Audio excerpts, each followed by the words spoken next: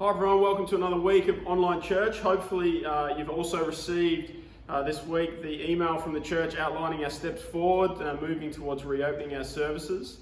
Hopefully in the coming weeks we'll be able to gather together again as a church community, though these steps are really kind of up in the air with the way things are in Victoria and potentially heading up to us in New South Wales. But be prayerful, be praying that God might allow this virus to be contained, that we might be able to gather together, and that hopefully in August we can come together as a church in this building. It will be different, but hopefully we can at least come together in some kind of form or capacity on a Sunday morning again soon. But we're continuing this week in our series in the 7 deadly sins, and this week we are looking at the topic of anger. Now, Natalie and I have very, very different taste in movies. There is almost nothing that we enjoy movie-wise watching together. But there are two genres that unite us. Two genres that we both enjoy, and they are war movies and children's animation. Now, unfortunately, there is yet to be a children's war animation, but you never know. Yet the thing is about kids' movies is that they often make very good points about our life. Children's animation often makes very profound statements about life in general. Unfortunately, they also make some pretty damaging statements, but we'll save that discussion for another time. But in 2015, Pixar released this movie, Inside Out. It's an animated film about the story of a little girl called Riley, a fun-loving 11-year-old whose world is turned upside down when her parents decide to move to San Francisco. But the clever thing about this movie is that it dives into the emotions of Riley and makes them into characters that exist within her head. And to keep things simple, it limits it to 5 emotions, these 5 that you see: fear, joy, disgust, sadness, and anger. Our deadly sin for today. And the central plot of the movie is that both joy and sadness disappear, and so fear and disgust and anger are left in control of Riley. And so she spirals into something that looks like depression. Now, Inside Out is a Pixar movie, and so the basic moral of the story is believe in yourself and everything will be okay, which is not quite right. That's not accurate in anyone's life ever. But the way that the movie breaks down the role of these emotions is interesting. And the tagline is get to know your emotions, which I think is something that is helpful for all of us. It's something that we all need to do, something that we all need to understand. We need to know our emotions if we're going to live well, especially as Christians. And not understanding our emotions is often an excuse that we have for sin. But not understanding our emotions is not an excuse. There is no excuse for sin. And part of the promotion of this movie was that each emotion got this introductory clip. And this is the one that they made for anger. Ever wonder why you feel the way you do? Well, get to know your emotions. When things go wrong, anger is there. This is anger. He will make sure the world knows anger is in control. But what you really need to watch out for is when he's out of control. Get to know all your emotions with Disney Pixar's Inside Out, rated PG. Now, anger is personified in this movie as this short, red little male figure who snaps when anything goes wrong and wants to take control of Riley the second that she feels anything that is unjust. And I think the movie does a pretty good job of portraying anger. It's quick to react, slow to think, and wants to take over the person immediately. And it often causes in the movie Riley to do and say things that she later regrets. Now, I think the movie is pretty accurate in the way that it links anger to an image of fire. It's an emotion that provokes quick response and often leaves obvious and visible results. And like fire, anger is an essential tool for life. Because fire in a fireplace or in an oven is helpful and useful. It's even an essential tool. But when it's uncontrolled, it is disastrous.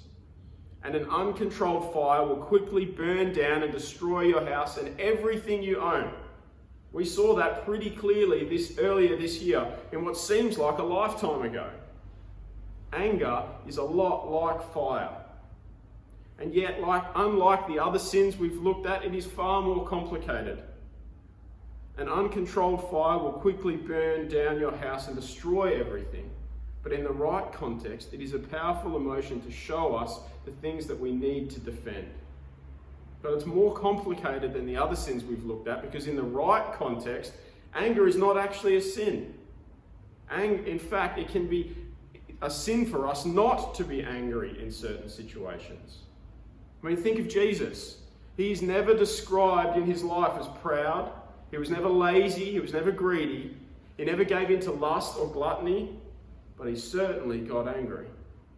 Because anger in the right context is completely justified.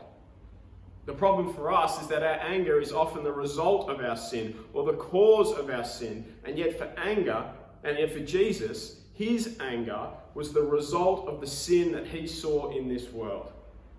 And so today, as we confront this deadly sin that is anger, we need to see that it's not as simple as don't be angry. But we need to understand what anger is for us to confront it when it's wrong in our life. And so we're going to do that, as we have throughout this series, by looking at the book of Proverbs. And we're going to dive into Proverbs today and look at a few selected Proverbs. And we've invited Shalkia this morning to come and read them for us. So I'd now like to invite Shalkia up, and she's going to read for us a selection of Proverbs on the topic of anger. Thanks, Shalkia. The Bible reading this morning is a selection from Proverbs from chapter 10 through chapter 30. Hatred stirs up conflict, but love covers all wrongs. Fools show their annoyance at once, but the prudent overlooks an insult. Whoever is patient has great understanding, but one who is quick-tempered displays folly. A gentle answer turns away wrath, but a harsh word stirs up anger. A hot-tempered person stirs up conflict, but the one who is patient calms a quarrel. Better a patient person than a warrior, one with self-control than one who takes a city. A hot-tempered person must pay the penalty. Rescue them, and you will have to do it again. Do not say, I'll pay you back for this wrong. Wait for the Lord. He will avenge you.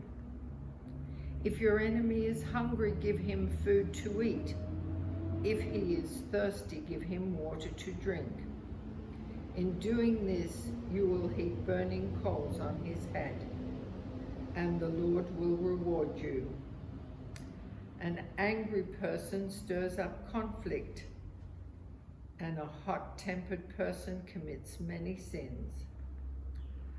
For as churning cream produces butter, and as twisting the nose produces blood, so stirring up anger produces strife. Thanks, Shalka. Let's pray. God, as we confront another of these 7 deadly sins, we ask that you might cut into our hearts where we need to confront this sin, where we need to confront this issue that corrodes our hearts. God, may we see the complexities of our emotions. May we recognize the times in our life when anger is right and when it is wrong. And may we see today the anger that exists in you and why it exists. God, may we understand this morning this emotion of anger a little better so that we might reflect you a little more. We ask that your Spirit might work in us, that it might work through these words that we consider from Proverbs. May we see in our lives where we need to confront this issue, and may we be able to actually do something about it. God, we pray that you might be at work in us and through us, and as we wait to gather back together as a church, may you continue to be at work in us and in this world as we seek to embody the love and the truth and the patience that you have shown us as we await in these trying times. We pray this all in Jesus' precious name. Amen. Now, every now and then, I have to preach a sermon that cuts a little too close to home, and this is one of those sermons for me. So much so that I've kind of been preaching this sermon to myself all week. But I guess the same could probably be said of almost all the other deadly sins that we've confronted, because in one way or another, all of them are true for us. In one root cause or one subtle way, I think all of us struggle with all of these 7, even though we might not openly admit it. But this week, as I was preparing, as I was reading various texts and articles, as I was listening to sermons and watching videos, I saw again and again how this particular sin is something that I need to confront. And so as I was preparing this week, I was listening to a sermon and I was driving out to Ingleside to play my weekly round of golf, and I told myself that I was not going to get angry, because there are literally hundreds of reasons to get angry at any given round of golf. But I said this week, I'm not going to do it. I'm not going to get angry unnecessarily. And to quote Frank the Tank Ricard, I am going to keep my composure. Now that lasted all of 2 holes. By the second hole, I'd already wasted a couple of shots, and so I slammed my golf club into the ground and made myself a nice little muddy hole there. But before you judge me, and for those of you who don't ever play golf, you will not know that it is the single most anger-inducing sport in the world. And yet the good thing about golf is that I get to vent my frustration at a small white little ball and not at other human beings. Though even in golf, it's often much easier to blame other human beings than accept the faults yourself.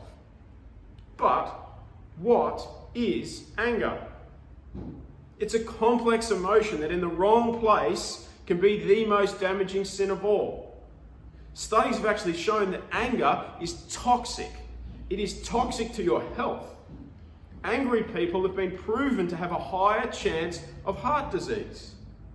I'm sure you've heard the saying, "It made my blood boil." Well, that's not too far from the truth. A report I read this week from Harvard Medical School said this: research shows that in the 2 hours after an angry outburst, a person has a slightly higher risk of having chest pain, a heart attack, a stroke, or a risky heart rhythm. Put simply, misguided or uncontrolled anger will kill you. And Proverbs says something like this repeatedly. Look at just this one proverb from Proverbs 30:33. For as churning produces cream produces butter, and as twisting the nose produces blood, so stirring up anger produces strife.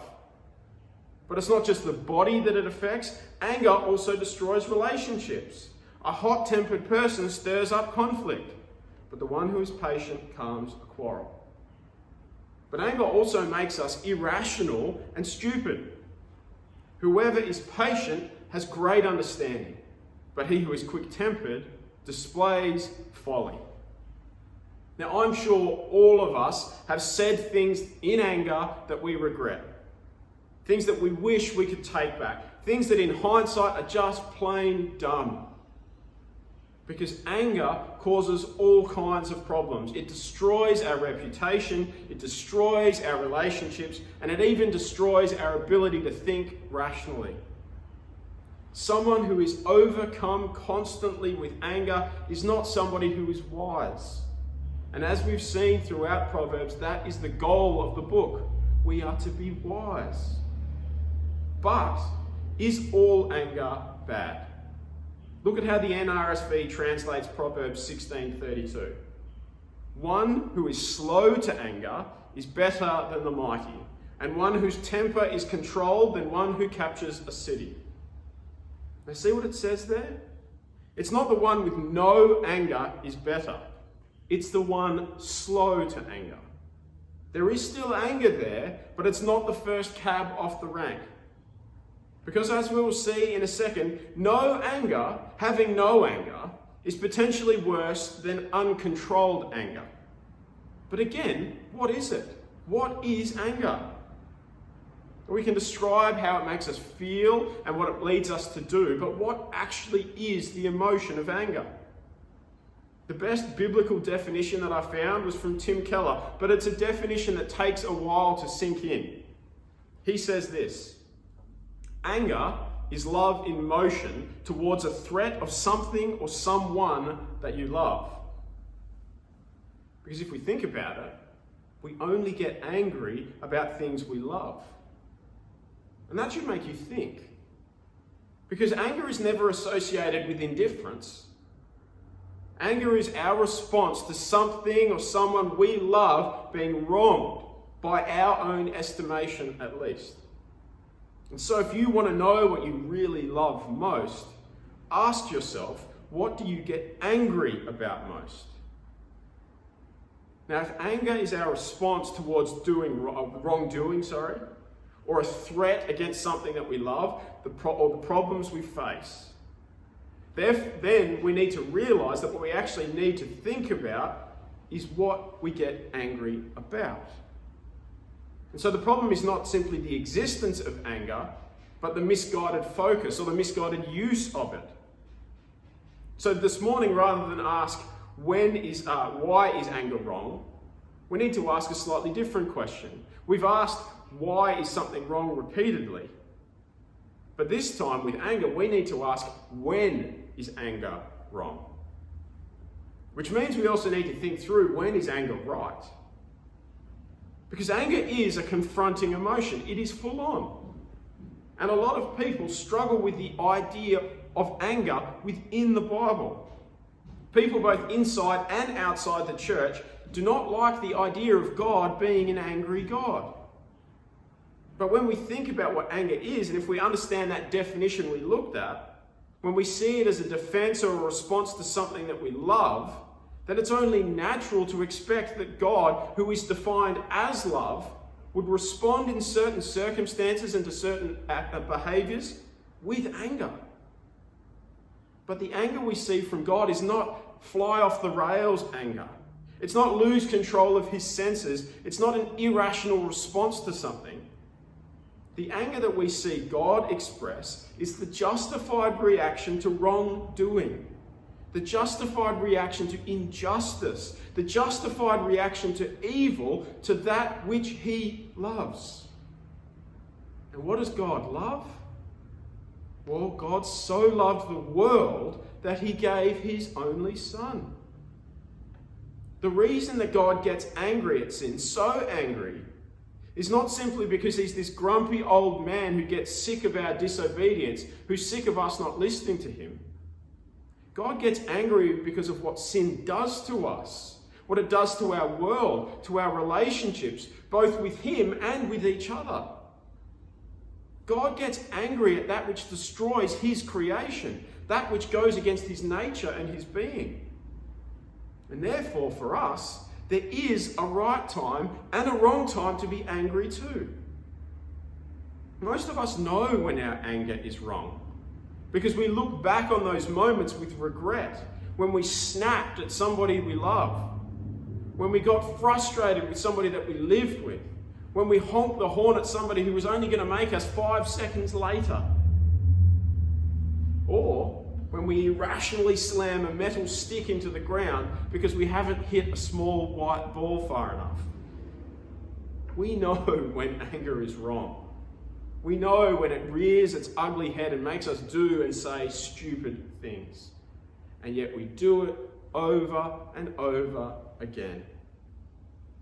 And I know that this next statement is somewhat of a generalization, but I do think that it is something that men need to more often deal with than women. Now, the movie that I referred to earlier, Inside Out, there is this one scene where they zoom into the emotions of Riley's father. And there are, inside the emotions of joy and all these in control of Riley's emotions is the emotion of joy. That's the one in the center of the control desk. And yet, in the father, the emotion that's in control is anger. Even though in the movie he's not portrayed as an angry person, or visibly at least. Now, when this clicked for me, when I realized that they were saying that anger was the chief emotion for men, I got a little bit annoyed. Not angry, just annoyed. Annoyed in the fact that Pixar were describing here that men are controlled by anger. But why was I annoyed? Well, because it portrays males, of which I am one, in a negative light. It says that anger is their chief emotion. But I would never go as far as saying that I love being a man. But my male identity is an important part of who I am. And so my annoyed response was probably because I felt like some of my identity was being criticised. Was I right to be annoyed at that generalization? Maybe. Was their generalization accurate? Possibly. Because if you do actually look at the statistics, it's men who act out in anger more often than women. Every 9 days, a woman in Australia is killed by her partner. The same stat is true for men, only every 29 days. And so men, we especially need to confront the uncontrolled anger that exists in our lives. We need to recognize that the physical advantage we have is not an offensive weapon. It is there so that we might defend those who are in our care and provide for them and provide them with a safe environment. And yet that doesn't mean that this is not an issue for women, because I'm sure you struggle with anger as much as men do, but your weapons are often slightly different. You often use words or silence as your expression of anger. And yet having a short temper is closely related for both men and women to pride. Because pride is the love of self.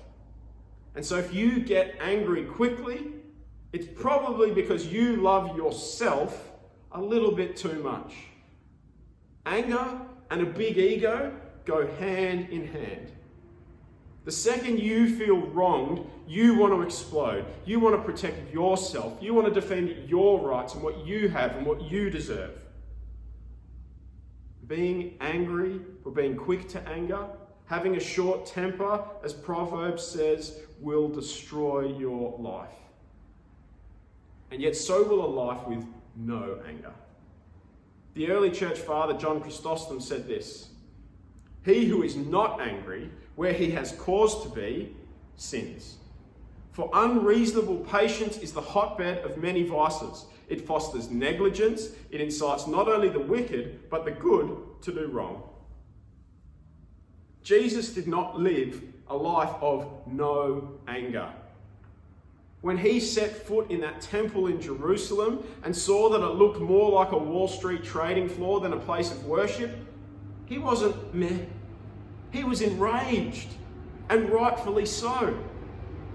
And yet, even in the Old Testament, over and over again, God sends prophets to the people of Israel in order to rebuke them for accepting the idolatry and injustice in their midst. These people should have been furious about the injustices and the idolatry that were taking place among them. And yet they often stood there idly with no anger at all. More often than not, they were indifferent or actually accepting of the wrong that was going on. And I don't think it's too hard for us to see places in our life where we need to be confronting with our anger. We need to stop it in certain places and be more patient. But where on earth do we need to be more angry? Well, I think like Israel needed to be. We should be a little more angry about the injustices and the evil that we see in our world. And rather than shrug our shoulders and think it's not my problem, maybe we should be a little more moved by the wrong that we see. Because our indifference towards suffering and injustice of others is worse than actually hating them, because we don't love them at all. Anger is a problem for us too, either when we're quick to anger or when we show no anger. Being quick to anger leads us to do all kinds of stupid things, but having no anger shows that we have no love for anyone other than ourselves. And yet God's nature, God's being, the way that we see him expressed in the Bible is smack bang in the middle of those two extremes. The psalmist puts it this way: "The Lord is compassionate and gracious, slow to anger, abounding in love." That is what we need to model ourselves on. And so if we recognize that anger is a problem for us, both being quick to anger and showing no anger, we need to do something about it. So what are we actually going to do about anger? Not that long ago, in 1973, Sorry, I'll go back. Not that long ago, psychological theory was that the best way to deal with anger was to let it out. But people have now realized that anger begets anger. In 1973, an edition of Psychology Today released this excerpt from a lady who had experienced the problems of anger. The problems, at least, of when a child is told to simply vent their anger. It says, "My younger brother used to kick the furniture when he got mad. Mother called it letting off steam. Well, he is 32 years old now and still kicking the furniture. What's left of it, that is. He is also kicking his wife, the cat, the kids, and anything else that gets in his way. Last October, he threw the TV set out of the window when his favourite team failed to score and lost the game. The window was closed at the time." Now that is not the right way to deal with anger. And if anger is like fire, throwing fuel on it doesn't necessarily put it out. It often actually just makes it 10 times worse. The solution to our anger is not simply to let it out. It's to confront it and understand it. And you know what? There is a great difference in the way that our world tells us to think about and treat anger and what God says in His Word. If you have time this week, I'd encourage you to go on YouTube and Google the 7 deadly sins. One of the first videos that will pop up is a video by a channel called The School of Life. And it basically goes through these 7 deadly sins and tells you that they are all okay. Don't let the church make you feel like they are wrong, is the point of this video. These things aren't bad, they just need to be refocused in the right direction. Which unfortunately is kind of both right and wrong. Because the basic emotions behind these 7 deadly sins are part of our human nature, but what our world fails to recognize is that we are all deeply flawed and fallen creatures. And it's far easier for us to say that our emotions are just a little misguided than to admit that we are totally depraved. And yet, our anger is proof of how far we have fallen. Because we almost never get it right. We are often in denial about our anger. And we get even angrier when somebody tells us that we're angry. We hate being confronted by it. And we call it all kinds of other things rather than give it that title of anger. We say things like, "Oh, I'm just annoyed," or "I have a short fuse," or "I have high standards." "Oh, don't worry, he's just tired, he's stressed." But there is no right justification for reacting with anger when it is unjustified. Because anger in the wrong place has deep, repeated consequences. A hot-tempered person must pay the penalty. Rescue them, and you will have to do it again. And so we have to do something about our anger, which it begins by admitting to ourselves that we have a problem. We need to own our anger. And if you can't own it, if you can't admit it, it will control you. And you will only become even angrier. That's what that Proverbs is pointing out. So this morning, can you actually own the anger in your life? Can you admit to yourself and to those around you where and why you get angry? If so, that's great. Admitting it is the first step. But the second part is actually understanding it. When you get angry next, I want you to ask yourself, why is it? What is it that is making me angry? What am I actually angry about? What is it that I love that is under attack that I feel the need to defend? What is so important that I have riled myself up in order to protect this? Is my anger justified, or am I just defending my pride and my ego? Now, I think if you ask yourself those questions when you get angry next, more than likely you're going to be embarrassed by the answers. Because most, I would argue, of our anger is selfish, deeply selfish. And Proverbs 20:22 is a good place for us to start when we're angry. Do not say, "I'll pay you back for this wrong."